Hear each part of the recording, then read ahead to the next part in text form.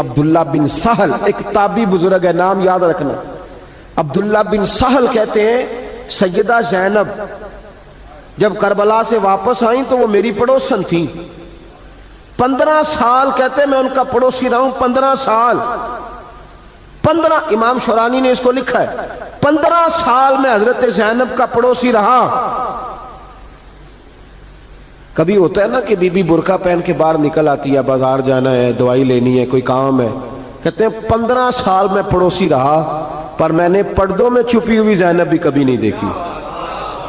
کہتا ہے نا برقعے میں بندہ بی بی دیکھ لیتا، میں نے پردے میں چھپی ہوئی بھی بی بی کبھی نہیں دیکھی۔ تو کربلا والوں کا تو طریقہ پردہ ہے، ان کا طریقہ، اب آخری بات سنیں، کربلا والوں کا طریقہ حوصلہ ہے، ہمت ہے۔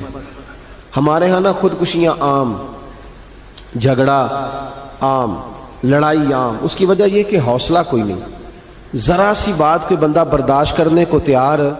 اہل بیت کا جو طریقہ ہے نا وہ حوصلہ ہے، وہ صبر ہے، وہ چلے محبت کی بات ہے کر دیتا ہوں۔ ایک بابا جی سے میں نے پوچھا، میں نے کہا جناب صحت کیسی ہے؟ کہ دکھا نہیں وڈیریاں کر چھڑیا۔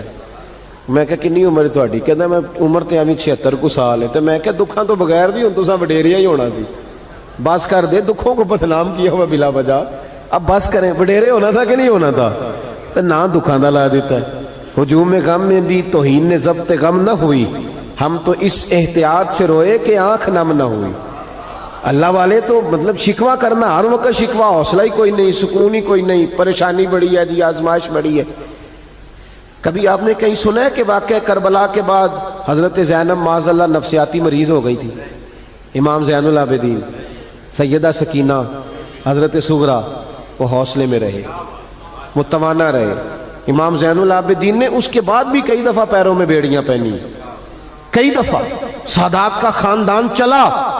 یہ جو داتا علی اجویری نے آ کے آپ کو کلمہ پڑھایا یہ بھی سید زادے ہیں، سیدوں کا قافلہ رکا نہیں، یہ خواجہ اجمیری بھی سید زادے، غوث پاک جیلانی بھی سید زادے، یہ سادات کا سلسلہ چلتا رہا۔ بار بار آ کے امت کی قیادت کی ان لوگوں نے۔ جب دیکھیں نا یہاں کسی بندے کا کٹا ہوا ہاتھ پھینکا جائے نا، بلکہ انگلی پھینک دی جائے تو لوگ ڈر کے بھاگ جائیں گے، کسی کا، اپنے کسی کا نہیں، کسی کا، کیونکہ انسان کا وجود کٹ جائے تو دہشت پیدا ہوتی، آپ ڈر کے بھاگ جائیں گے۔ امام حسین کا کٹا ہوا سر، توجہ ہے میری بات پر؟ ذرا غور کرنا، بندے کا سر کٹ جائے، ہم سنتے ہیں بات پر غور نہیں کرتے۔ دھاڑ ان کا پڑا تھا کربلا میں، کٹا ہوا سر، زلفیں، پگڑی، کٹا ہوا سر نیزے پہ، آگے آگے سر جا رہا ہے، پیچھے سیدہ زینب جا رہی، با پردہ یزید کے دربار میں پہنچی، بی بی صاحبہ پردے میں بیٹھ گئی۔ یزید کہنے لگا دیکھ لو اللہ نے مجھے عزت دی اور میرے دشمنوں کا معاذ اللہ کیا حال ہوا۔ جب اس نے یہ کہا نا تو حضرت نعمان بن بشیر صحابی بیٹھے تھے، اور ساتھ کہتے ہیں میرے ایک نابینا صحابی بھی بیٹھے تھے۔ حضرت نعمان بن بشیر کہتے ہیں کہ جب اس نے یہ کہا نا کہ اللہ نے مجھے عزت دی اور نقل کفر نہ باشد، میرے دشمنوں کا یہ حال ہوا، تو کہتے ہیں سیدہ زینب وہاں سے اٹھ کے کھڑی ہو گئی، با پردہ سیدہ زینب کھڑی ہوئی، اور فرماتے ہیں اس طرح نہیں کھڑی ہوئی کہ بیویاں روتی ہیں تو کہتی ہیں ہائے یہ ہو، اس طرح نہیں، حوصلہ، ہمت۔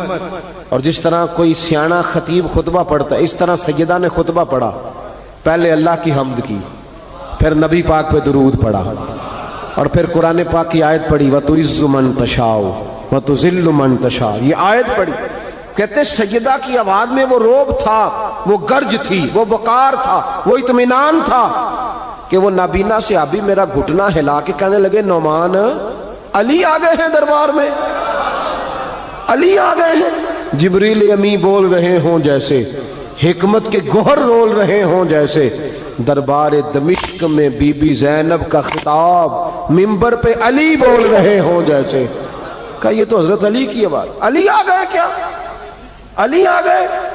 سیدہ زینب فرمانے لگی یزید تیری حکومت ہے تو تو کہتا ہے کہ اللہ نے تجھے عزت دی، ذرا وقت بدلنے دے، ذکر تیرا بھی ہوگا پر تجھ پر لوگ لعنت برسائیں گے، اور جب میرے حسین کا ذکر ہوگا تو خطیب جمعے کے خطبے میں ذکر کیا کریں گے، خطبوں میں میرے نام۔ بھائی حوصلہ پیدا کرے زندگی میں، ہمارے اندر حوصلہ نہیں رہا، حوصلہ نہیں، توانائی نہیں، ذرا ذرا سی بات پہ ہم بگڑتے ہیں، ناراض ہوتے ہیں، اپنی طبیعتوں کو اکٹھا کریں۔